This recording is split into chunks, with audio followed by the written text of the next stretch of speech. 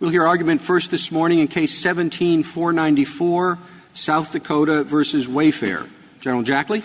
Mr. Chief Justice, and may it please the Court, there are two very significant consequences brought about by Quill. First, our states are losing massive sales tax revenues that we need for education, health care, and infrastructure. Second, our small businesses on Main Street are being harmed because of the unlevel playing field created by Quill, where out-of-state remote sellers are given a price advantage. I'm sorry, isn't the problem not Quill, but the fact that you don't have a mechanism to collect from consumers? It's not the merchants who are paying the sales tax, it's the consumer. They're collecting it for you. So find a way to collect from them. Justice Sotomayor, we believe that we have a right because we have a statutory scheme in place that is non-discriminatory. There aren't apportionment issues. It's a fair scheme. It has safe harbors in place to allow our state your scheme, but I'm not concerned about your scheme as such. I'm concerned about the very many unanswered questions that overturning precedent will create a massive amount of lawsuits about. I know you've told us that Quill has created its own set of lawsuits. I guess every law does.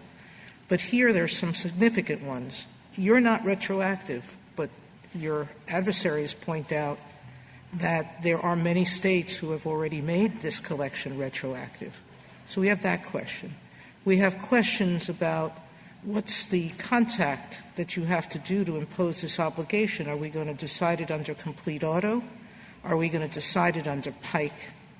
Balancing how much contact is enough to justify placing this obligation on an out-of-town seller. So there's going to be a host of questions. What happens when the tax program breaks down? As it already has for the states who are using it, and merchants can't keep track of who they've sold to. All of these are questions that are wrought with difficulties. So you're introducing now a whole new set of difficulties to put behind something that's been in place for 30 years now? Justice Sotomayor, we would encourage using the doctrines that are already in place with complete auto when it comes to a tax assessment, to look for discrimination, to look for apportionment issues, to look at that substantial nexus. How about economic? Certainly economics, it can be addressed by Pike. Pike is a balancing test that this Court uses for its Dormant Commerce Clause and Commerce Clause effect. It is able to take a look at the actual. So how many sales does it take? You're at 200,000, I believe, or 200 sales, and I don't remember the monetary amount. But what's the minimum? In South Dakota, it's set at 200. I know what it was set at. It still doesn't answer the question. What's the minimum everywhere else? The minimum would be one sale, because if you look at complete auto, that creates the nexus. And then so if what you go, are we going to do with the costs that you're going to put on small businesses? The small businesses are the ones that are affected most by Quill. If you look at that small business on Main Street, it is that business that is put at a price disadvantage because of Quill.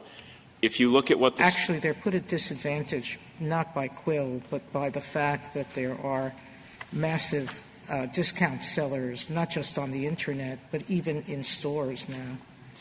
I'm talking about the added cost of doing business for the small businessman. One of the briefs said it was a $250,000 cost to implement one of these sales programs, one of these sales tax programs? That brief left out that it begins, it's to scale, and it begins at $12 a month for 30 transactions. When you look at the cost associated with collection, it really depends. That doesn't include auditing? Doesn't include integrating the program with the existing sales program of the company? It doesn't account for the maintenance of the program? There's lots of costs that are inherent in a process of this type.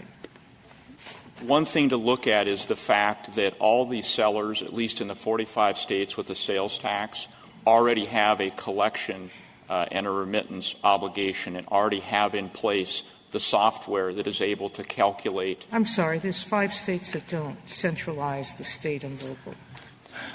With those 5 states, as is indicated from the briefing, it's to scale, and it begins at $12 a month for 30 transactions. And I think the important thing to look at when it comes to burden is Quill and the physical presence doesn't address that issue. It doesn't address that issue because, as shown in National Geographic, you may have a situation where there's a warehouse, there's goods that are warehoused in a particular locality where it will still trigger the sales tax obligation. Well, but did I understand you to acknowledge that there would be a constitutional minimum with respect to the burdens? In other words, that some businesses you could not impose the obligation on some small businesses? Mr. Chief Justice, certainly that's what Pike is for, is to determine in a balancing if there is a constitutional concern, if there is a Commerce Clause concern. Well, in anything, the other areas you just mentioned, I don't know that we've recognized a lower level for things like a physical presence, right? I mean, isn't it one person, one building? So that would be another special rule in this context, wouldn't it? You know, certainly that's one way to look at it, yes, that when you look at the burdens and you look at really physical presence, there are a lot of things that can trigger it. It can be a building, a warehouse. It can be a traveling salesperson that comes to visit in South Dakota at Mount Rushmore, and there's a sale. The other important thing to look at when it comes to burden is the state schemes that are being put in place, such as in Colorado, with the notice and the reporting requirement, those are burdens that are of equal or perhaps even greater than a simple collection and remittance of a tax. If there are 2 options, let's say option A is eliminate Quill, and states can do whatever they want with respect to retroactive liability and with respect to the minimum number of sales that are required in the state in order for the sales to be taxed, in order to require them to collect the tax. That's option A. Option B is a congressional scheme that deals with all of these problems. If those are the only 2 options, which is preferable? Option A. The reason for option A is this. Congress has had 26 years to address this issue. And it's not Congress, but it's Quill. It's this Court's decision that is striking down our state statutes. But General, usually when somebody says something like that Congress has not addressed an issue for 25-plus years, you know, it gives us reason to pause because Congress could have addressed the issue and Congress chose not to. This is not the kind of issue where you say, well, probably didn't get on Congress's radar screen, or maybe Congress was too busy doing other things.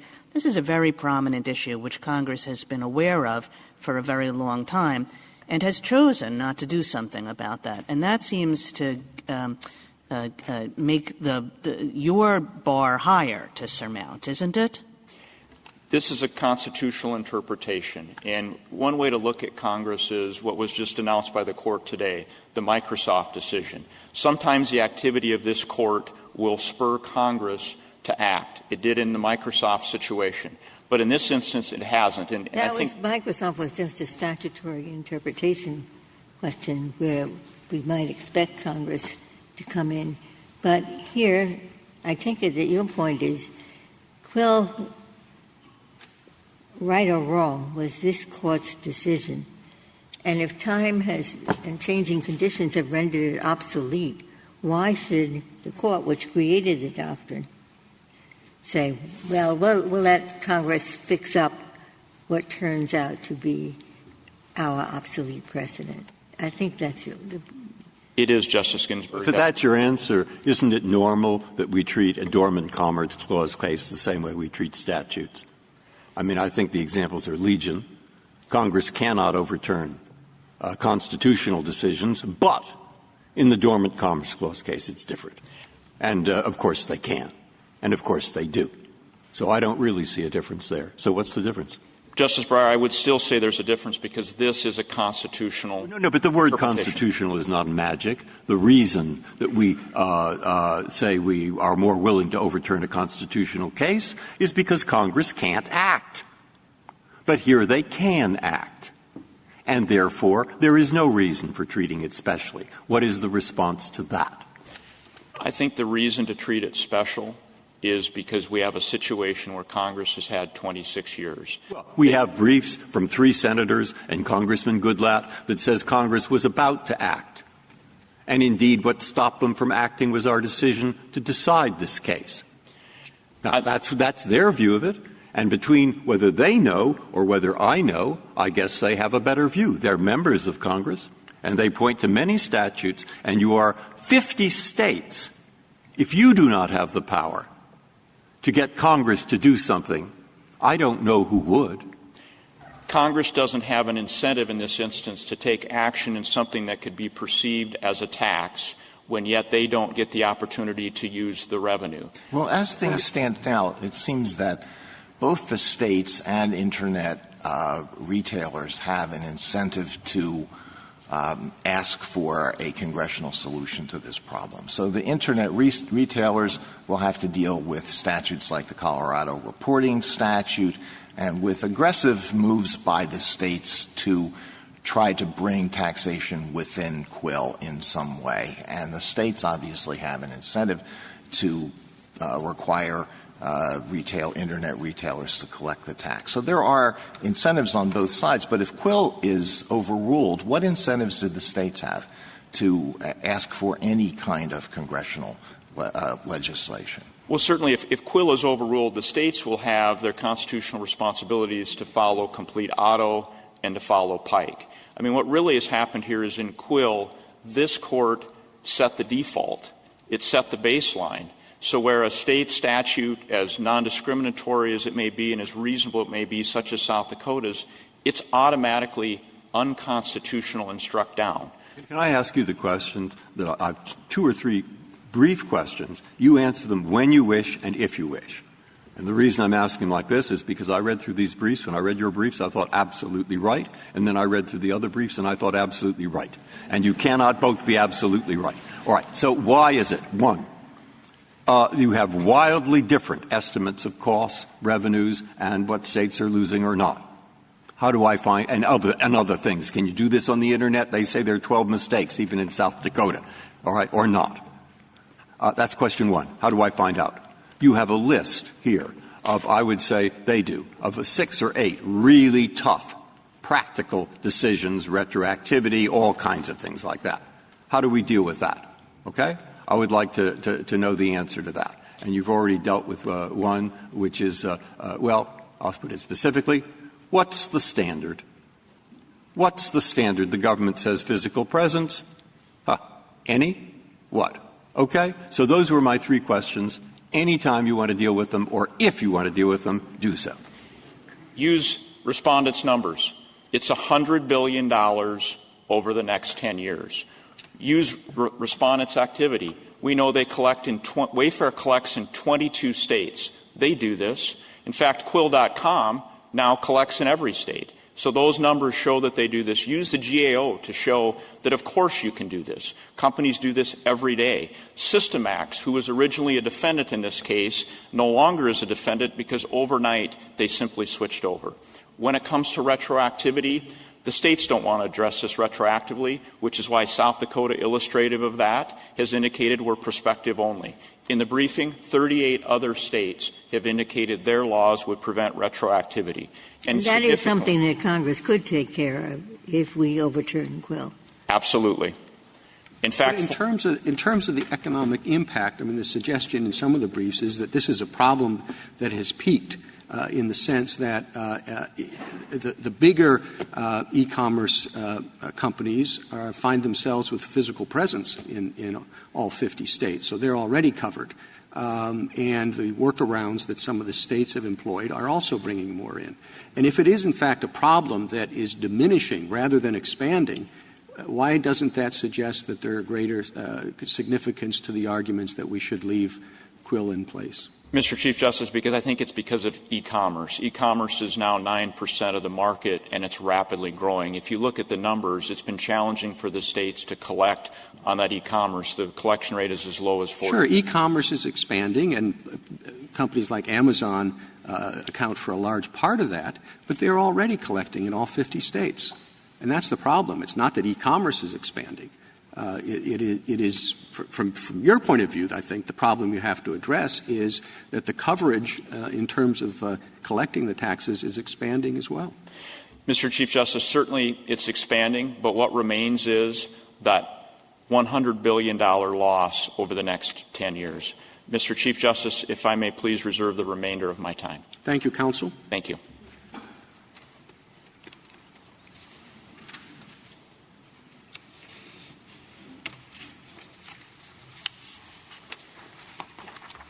Mr. Stewart? Mr. Chief Justice, and may it please the Court, I'd like to start by making two brief points about the stare decisis and the wisdom of leaving this matter to Congress. The first point I'd like to make is whatever this Court decides, whether it overrules Bellis Hess and Quill, whether it leaves those in place, whether it does something in between, Congress can act. Congress can impose whatever solution it believes is appropriate.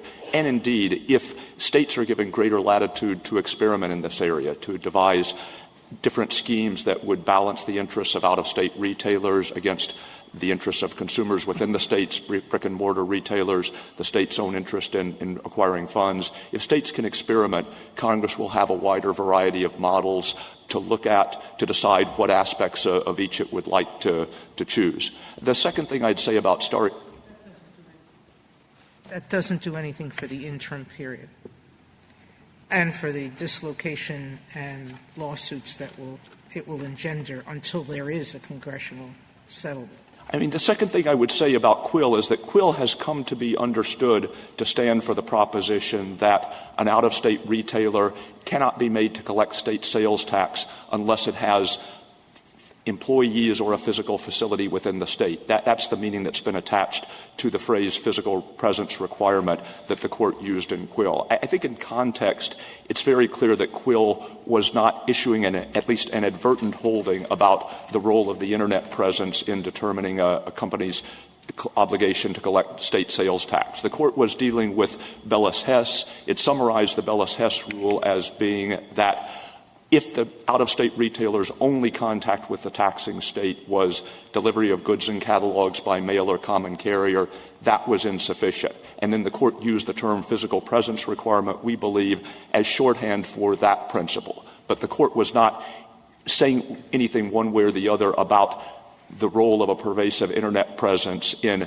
establishing sufficient contacts with the state to allow for the collection duty. And a rough analog might be that in the past 15 years, this Court has sometimes acknowledged that its prior decisions had used the word jurisdictional in a less than precise manner. And the Court has sometimes said statutes that we previously characterized as jurisdictional are not really that. They are something else. And to be sure, lower courts during the interim were wary of rejecting this Court's statement that a particular statute was jurisdictional, even if it seemed to be unthinking. But the Court, when it righted itself, didn't feel obligated to go through the steps of deciding whether the standards for overruling a prior precedent had been established. It simply said, we used the wrong shorthand, we're not wrong as to the substance, and we'll go from there. And I think Mr. Stewart, do you believe that there is a constitutional minimum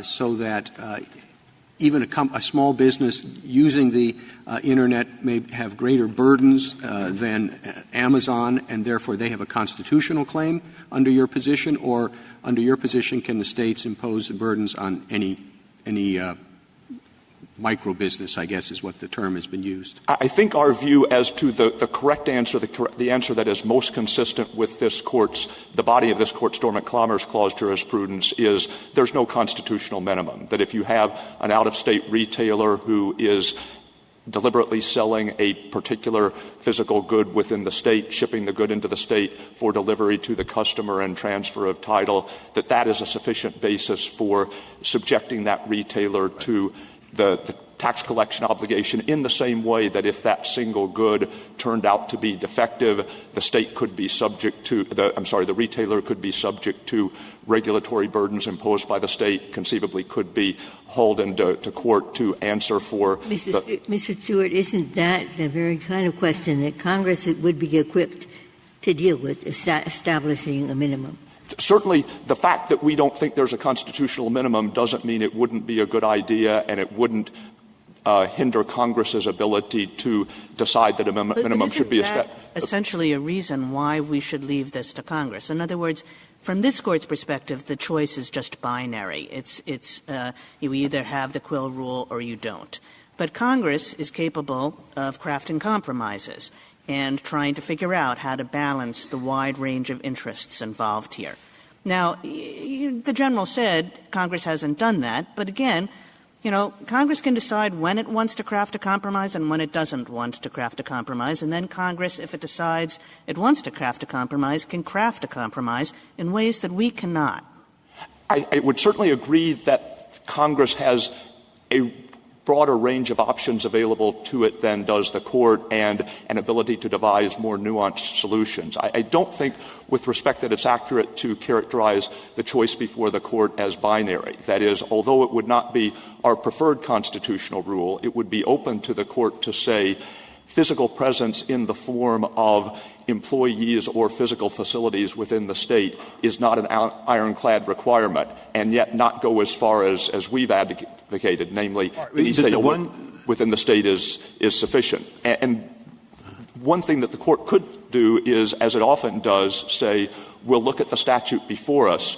We will decide whether the nexus that South Dakota has required in the form of economic contacts within the state as a prerequisite to the tax collection duty, that at any rate is constitutionally sufficient, and the Court could leave for another day and for Congress the question, should a lesser link be sufficient as well? But the part that's worrying me there, which I really think we can't do after reading these briefs, is what their side puts up a certain specter, which I'm sensitive to, which is that we have 4 or maybe 5 giant potential retailers in the country. I mean, there could be a very small number selling virtually anything. And they sell over the Internet, and the hope of preventing oligopoly, et cetera, is small business, which finds it easy to enter. Now, you raise with this entry barriers, and they say a lot, and you say a little. And I don't know if it's a little or if it's a lot.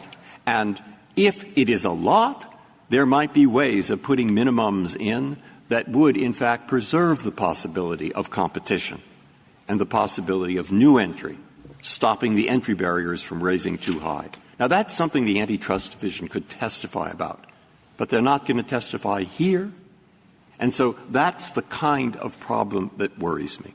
Well, let me say 2 or 3 things about that. The first is that the GAO report said that something like 80 or 90 of the 100 biggest Internet retailers are paying their state sales taxes. So it's big companies, but it's not just the 4 or 5 biggest giants. And so the question is kind of how far down the line do you go? How small does a company have to become in order for the burden of collecting state sales taxes to be substantial as a practical matter? And, our frontline answer is the Dormant Commerce Clause doesn't entitle a fledgling business to the ability to make a profit if the obligation to collect sales taxes in various states pushes it from making a profit to sustaining a loss. That's not a constitutional defect. But the other thing we would say is nobody on the other side is really seriously contending that the South Dakota law in and of itself places exorbitant burdens. And indeed, nobody on the other side is even contending that if every state did exactly what South Dakota has done, that the burdens would be exorbitant. But the South Dakota law is obviously a test case. It was devised to present the most reasonable incarnation of this scheme. But do you have any doubt that states that are tottering on the edge of insolvency and municipalities, which may be in even worse position, have a strong incentive to grab everything they possibly can? And certainly if the Court issued a decision that said physical presence is that adopted our view of the correct answer, that said you make one sale into the state, you are obligated to collect the sales tax. I have no doubt that if the Court issued that ruling, many states would adopt regimes that are less hospitable to retailers unless they were stopped from doing that by Congress. My point, though, is that there are various contexts in the Dormant Commerce Clause, particularly in determining whether a state's tax is likely to cause duplicative taxation, in which the court says, what if every state were to do this? Wouldn't the burdens on interstate commerce be exorbitant? I have my doubts that that mode of analysis applies here, but even if it did, what the retailers are asking for is something much more than that. They are asking for the court to say that because if every other state adopted a regime that was a much more onerous variant of what South Dakota's statute does, South Dakota statute must be invalid. There's no basis in the court's Dormant Commerce Clause jurisprudence for holding that. So even on the issue of duplicative taxation, does the government have a position on the question whether retroactive application of this would be constitutional? In our view, it would be constitutional in part because, as I was saying earlier, we don't understand Quill to have issued an inadvertent holding with respect to Internet presence. The court, in our view, can simply clarify Quill rather than overrule it. But even if the court felt that retroactive application of the decision, the collection of back taxes, raised more substantial constitutional problems, it could simply leave open the possibility of additional Pike-type challenges to back taxes, even as prospective application of the laws was sustained. May I just ask before you finish, what is the government's position on the prospect of prospective overruling of Quill? Then we would have no retroactivity problem. I think the court has eschewed prospective announcement of constitutional rules in the following sense. That is, the court has determined, certainly correctly, I believe, that the court's role is to interpret the Constitution, not to amend it. If the court says in June of this year that the Dormant Commerce Clause means X, it can't say that up until now the Dormant Commerce Clause meant something else. And in that sense, prospective decision-making is inconsistent with the judicial role. However, there are circumstances, and qualified immunity is one of them, where even though the newly announced constitutional rule as a rule applies retroactively, the availability of particular types of relief may depend on whether people were justifiably uncertain at the time. Thank you, counsel.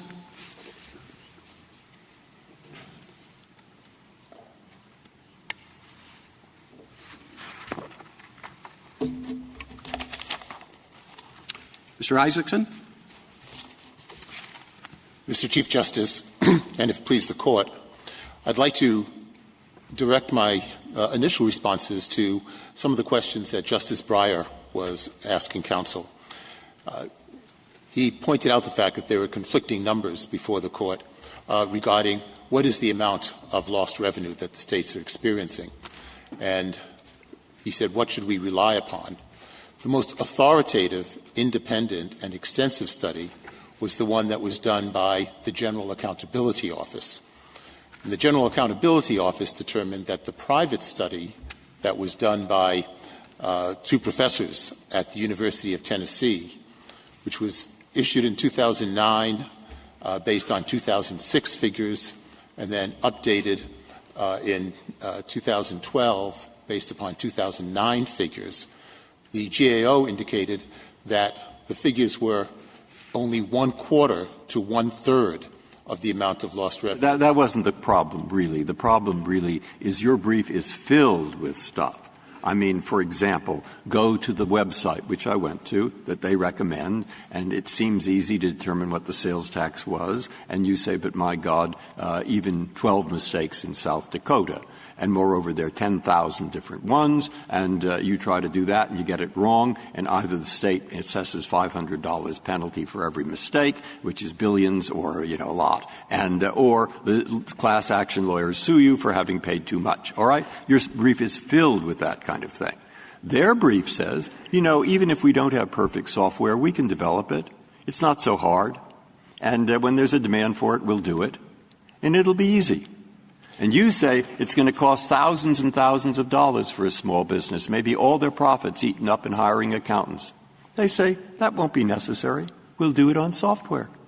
And, hey, they're not going to – and do it overrule prospectively. Okay? Both are logical. How do I decide who's right? Well, part of that problem, Justice Breyer, is the fact that there's no record in this case. And so in trying to determine, even as a matter of stare decisis, whether there is a special justification for overruling Quill, I think the problem that you've identified is that no record has been presented to the Court that would support that substantial justification. Well, how about going back to the very basic issue?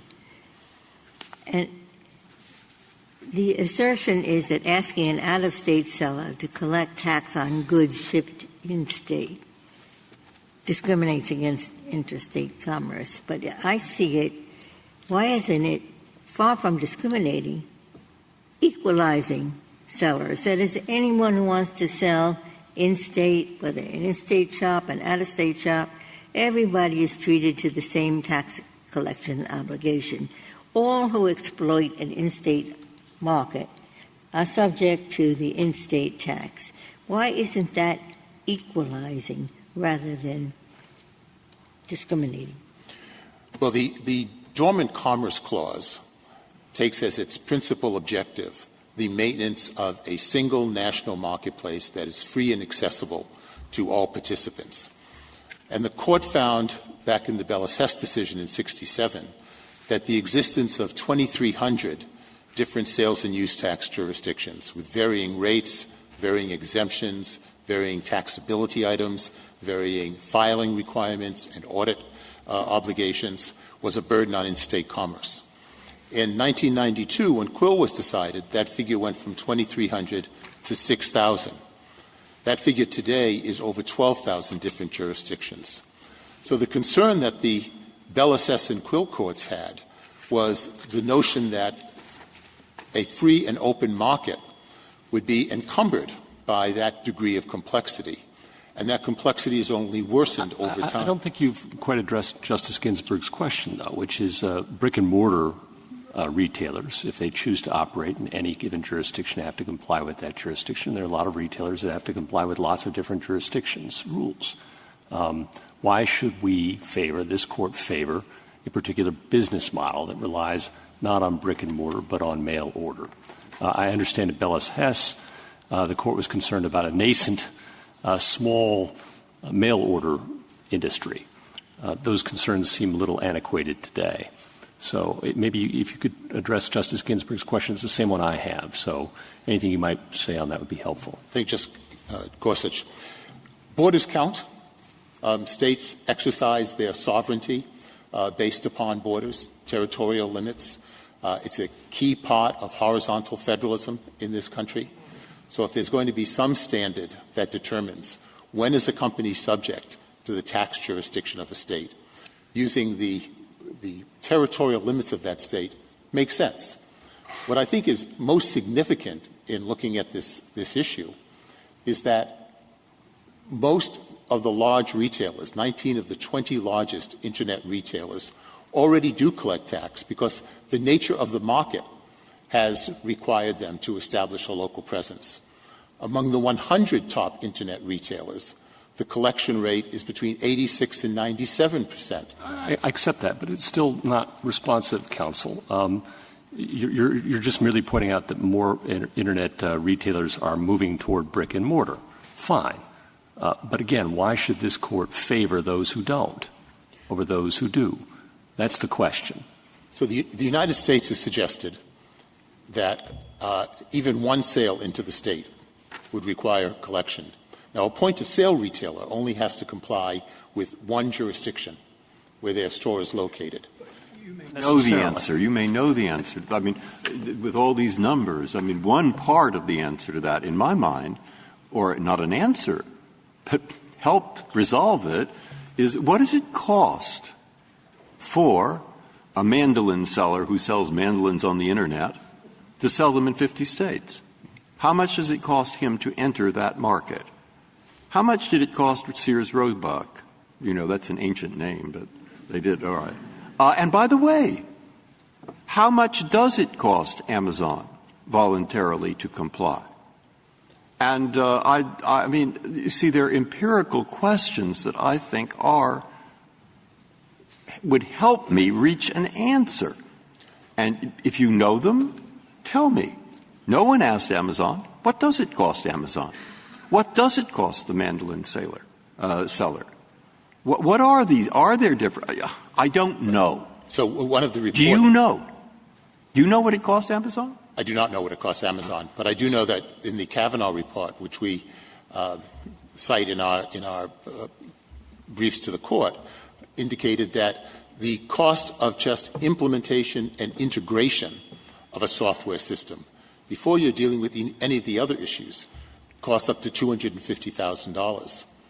That the maintenance of a system. Well, but it starts at $12. We know that too, right? So that figure seems a little misleading. I guess the real question that I think Justice Breyer's maybe getting at, and I'd love your help on this too, is the comparative difference, right? After Quill, now states may force Internet providers to provide information like Colorado does that enable them to collect tax from the taxpayer.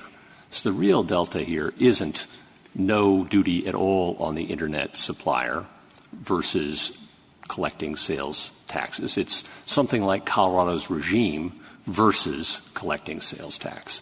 Do you have any information at all as to which is the lesser burden? I've wondered whether the Colorado regime might be more burdensome to clients like yours who do sales over the Internet than just simply collecting the sales tax itself. The Colorado regime is much less burdensome. Do you have any data on that? Is there anything at all that tells us that? Well, that law has only gone into effect this year. The annual reporting requirement hasn't arrived yet. It doesn't arrive until next year. And so there's no empirical evidence in that regard. But the reporting requirement for the Colorado law simply requires a single annual spreadsheet reporting of all the purchases that were made by Colorado residents. And then the state has the burden of going after consumers. I mean, just in the real world, it's much more efficient and much more likely to yield funds if you go after the seller than if you go after the individual consumer. And I think that speaks, Justice Ginsburg, to the value of a congressional solution. So, for example, what Congress can require is one rate per state for all remote sales. It can require a clearinghouse that can be used for the processing of payments. It can require standard uniform definitions of products so that food and sportswear and clothing doesn't mean one thing in one jurisdiction and another elsewhere. I think an important part of the history of this issue and correcting what I think is the misimpression that's been presented by the United States and the state of South Dakota is that Congress has been active on this issue going back to shortly after the Quill decision. Congress passed the Internet Tax Freedom Act in 1998, which established an advisory commission on electronic commerce, which issued a comprehensive report in 2000 detailing the items that the states should address to simplify their tax systems in order to warrant federal legislation. And it called upon the states to develop that system within 5 years. The minority report called upon the states to to develop that system within 2 years. The states did not develop that system. A number of states initiated a project called the Streamlined Sales Tax Project to come up with such a uniform system of taxation. And over two-thirds of the states with population states with a population of more than two-thirds of the national population refused to join, and that included all the larger states like New York, Pennsylvania, Illinois, Texas, Florida, California. So that Congress has given clear direction to the states the kind of steps that should be taken if they were going to be obtaining from Congress broader tax jurisdiction. Can you imagine us saying anything, assuming we were, and it's hypothetical, to accept your position? Is there anything we can do to give Congress a signal that it should act more affirmatively in this area? I would welcome a decision from this Court that would indicate that Congress should move forward with consideration and action upon legislation. But I think those I'm sorry, maybe they already have, and they've made a decision, or at least majorities have made a decision that this is something they're going to leave the way it has been for whatever is 25 years. I think it'd be very strange for us to tell Congress it ought to do something in any particular area. I certainly wouldn't advise this Court on how it should relate to Congress. But I would point out, Mr. Chief Justice, that all of the players that are involved in this issue are in favor of federal legislation. For the direct marketing industry, as I've pointed out to you, the largest players are collecting tax. They would welcome simplification. But you say that the congressional action should be taken against the background in which this Court has made a statement of constitutional law that has now, especially in light of the cyber age, proven incorrect. So you want the Congress to act against the background in which this Court has made an incorrect resolution of the law. That's the assumption you're making. Of course, I know your backup argument is that Quill is correct. I understand that. I'm certainly not suggesting that Congress should be acting to correct this Court's Quill decision. Rather, this Court recognized in its Quill decision that Congress had the power and was better suited to be addressing the issue. But the assumption of many of these questions is that Quill is incorrect, but that doesn't make any difference. And I'm suggesting that it does make a difference when Congress acts for it to determine what the constitutional rule is as correctly stated by this Court. Now, I understand you think Quill is correct, but most of these questions have just assumed that Quill is incorrect, but what difference does it make? I think that then introduces the issue of stare decisis, because the standard of stare decisis is that even where the Court has ruled incorrectly, there's a value in settled expectations and standing by the decision previously, and that is most powerful when Congress has the ability to correct an error, if that error existed. And both the State and the United States deal very lightly with the issue of stare decisis. But if the Court is responsible for Bellaset, and there was from the very beginning strong dissenting opinions, and there was a suggestion that there be a test case, why shouldn't the Court take responsibility to keep our case law in tune with the current commercial arrangements? It's been said that that has been done in the antitrust area.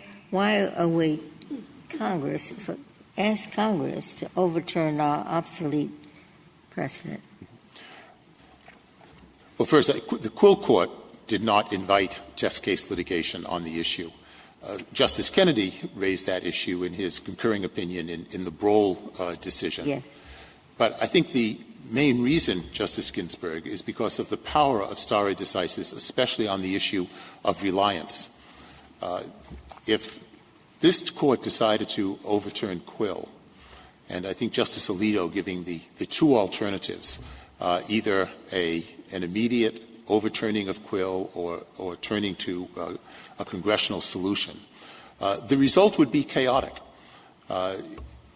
It's interesting if you take the statement of Colorado's only member of the House of Representatives, Katie Noem, said, quote, "If the Supreme Court rules in South Dakota's favor, it could become a marketplace free-for-all. A South Dakota small business, for instance, could be forced to comply with 1,000 different tax structures nationwide without the tools necessary to do so." That's from a high official representing on the state tools, of South don't Dakota. you think there's enough incentive in the system that if we did overrule Quill, that entrepreneurs would produce software that would meet the market need? The notion of software being a silver bullet, I think, is a real misapprehension. The actual looking up of the rate for the 12,000 different tax jurisdictions hardly scratches the surface. Retailers need to map their products against that software. which is rife with errors because common products are defined differently in different states, and it's not merely the 45 states plus the District of Columbia that have sales tax, but there are over 500 home rule jurisdictions that have their own tax bases and definitions. The record retention that's necessary for exempt buyers, exempt transactions, exempt uses is a physical process that needs to be done by the retailer.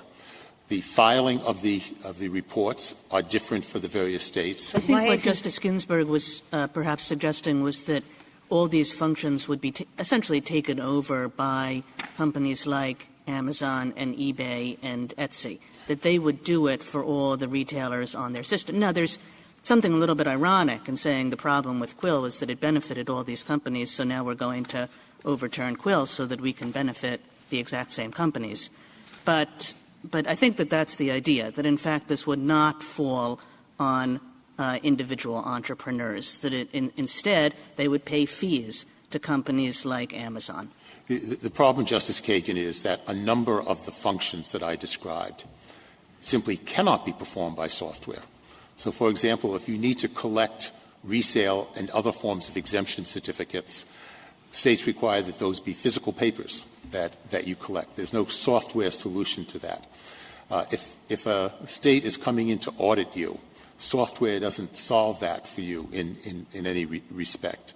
So software can do certain functions, and those functions might improve by entrepreneurial initiatives, but they're not going to solve these other issues. And what will happen, because of the substantial expense that's associated with this, is that small and mid-sized companies will be deterred from entering that market. They have a choice. They can either invest in opening a store within the state and foregoing a national market, or they can develop a website and sell to a national market. The Commerce Clause was the promise. They say if they open a store within the state, then they're hit by these remote sellers, and so their store in the state is suffering. It is the small business person inside the state that's suffering.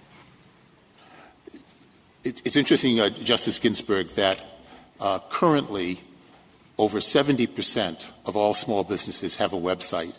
And by the end of 2018, it's estimated that 91% of small businesses will have a website. So the issue here is not between small in-state retailers and out-of-state direct marketers.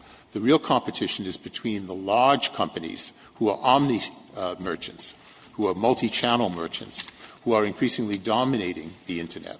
And one of the effects, if you increase the cost of admission, if you have barriers to entry, one of the inevitable effects is going to be that those small and medium-sized companies are going to be deterred, and there will be even greater concentration by the largest retailers.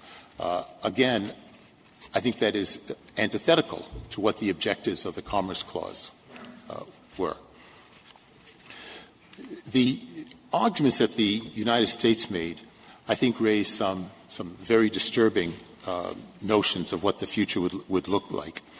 The notion that Mr. Stewart presented that there is no constitutional minimum if the court overturns Quill, that any single sale would obligate a company to then comply with the particulars of that jurisdiction's tax, would really mean that you'd have most smaller merchants say that's not a function that we can assume at an economic basis. That would be really something that would appeal to Congress to fix, because the whole picture, Congress doesn't want to look like it's increasing taxes.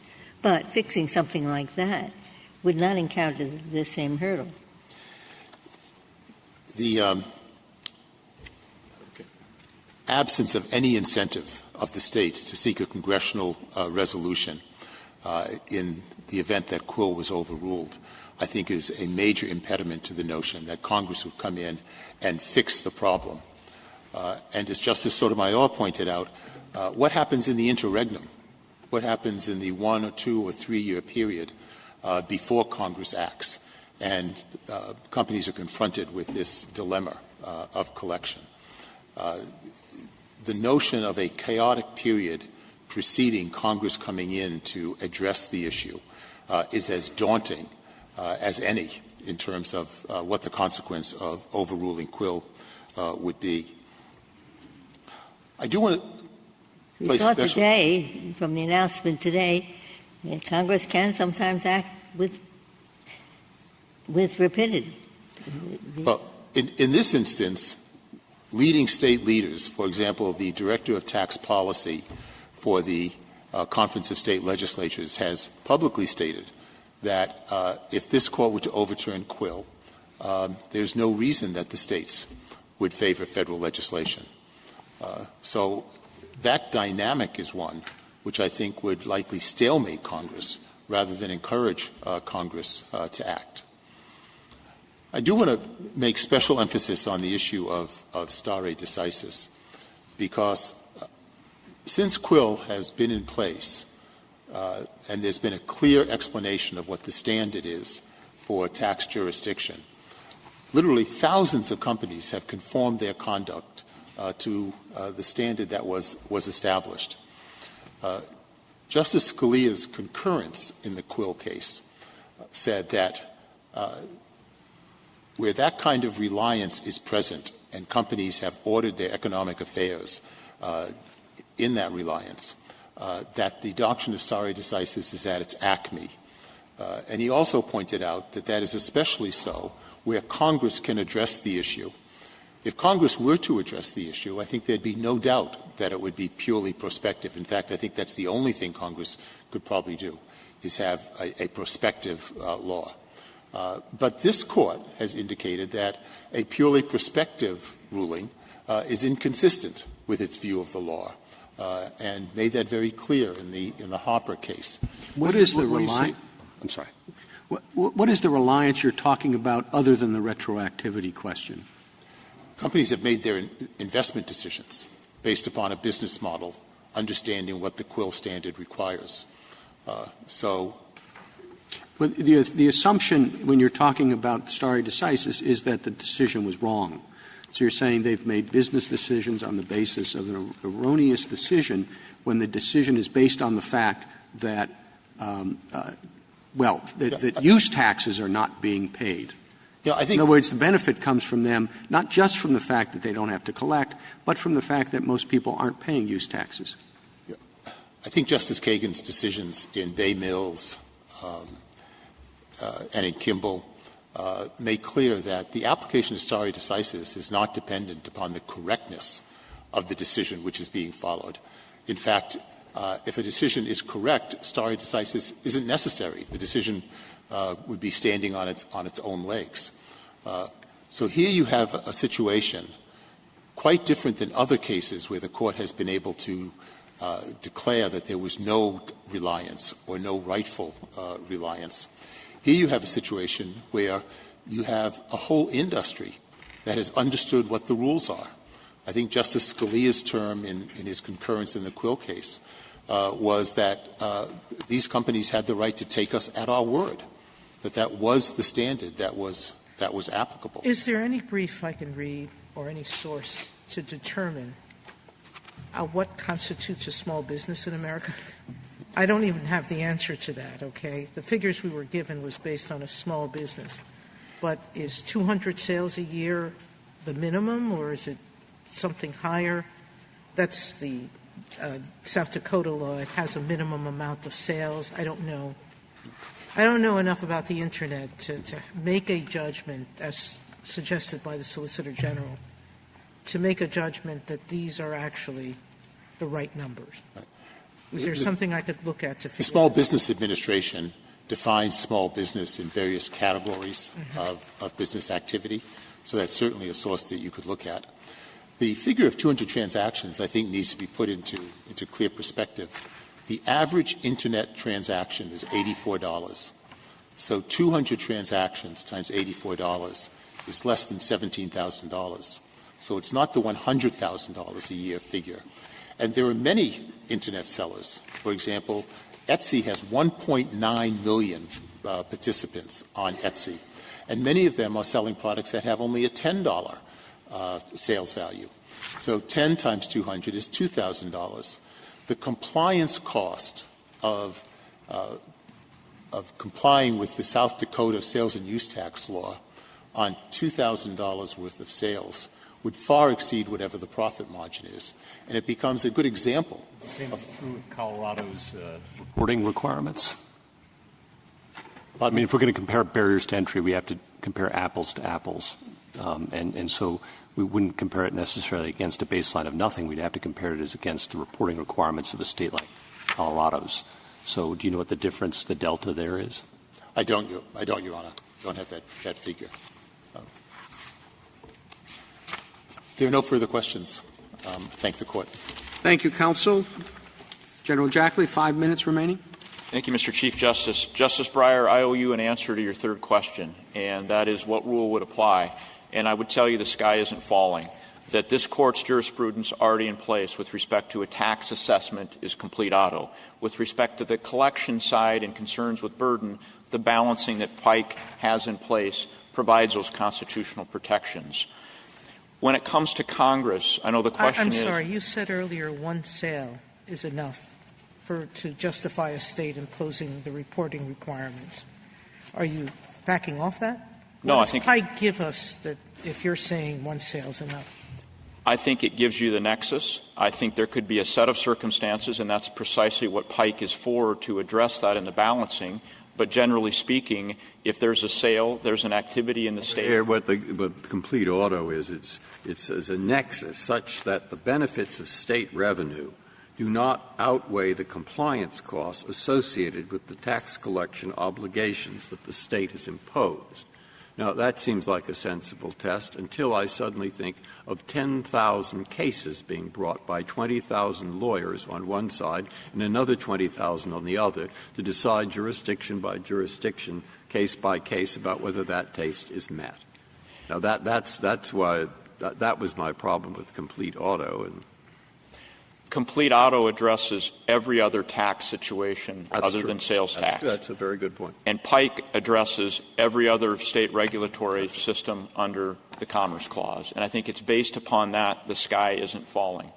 The question came up about what signal needs to go to Congress. And I would submit I don't believe this Court has to, but if they're looking for a signal, that signal is to overrule Quill. I mean, to reset the default so that the default, like here, isn't doing all the work. It's a situation where it's this Court's decision in Quill that's basically striking down every state statute, including mine, no matter how non-discriminatory, no matter how low the burdens are. I live in a state that is a streamlined tax state, which means we pay all those collection remittance costs. In fact, we actually pay the businesses up to $70 a month to be a part of that. So there is no burden, certainly less of a burden than what is happening in Colorado with a notice and a reporting requirement. The question came up about no record. And the reason there is no record in any of these cases is because Quill makes every fact beyond physical presence irrelevant. That's why Quill was summary judgment, DMA was summary judgment, this case is summary judgment. And I think if you truly want to protect the small sellers, Quill doesn't do that. Because you have the National Geographic situation where a business is placed something in a warehouse or a sales representative goes into a state, and it doesn't just trigger the state's taxing, it triggers every local jurisdiction also. If it's California, it triggers several hundred different taxing consequences. So Quill doesn't protect against that. A statute such as South Dakota's does. It sets a reasonable limit of $100,000 and 200 specific transactions. I know there's been a lot of conversation about retroactivity, and I would again go back to the states are not looking to apply this retroactively. 38 states' laws, as set forth in Part B of our appendix, can't. 45 state attorney generals, the chief litigants that will be addressing this issue, are telling you there are significant constitutional concerns. So why is it that the states are doing it? The other side pointed us to a number of states that are already making it retroactive.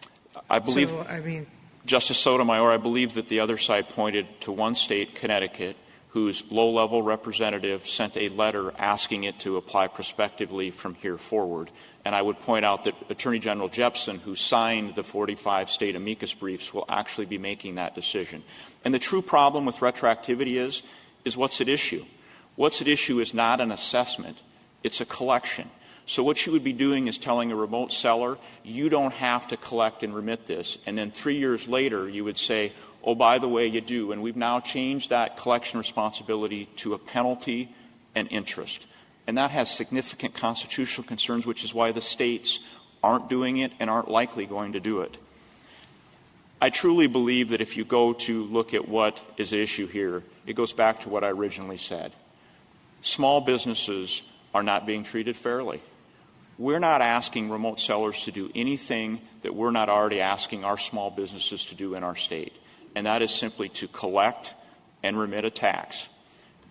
I have no further information, Your Honor. Thank you, General. The case is submitted.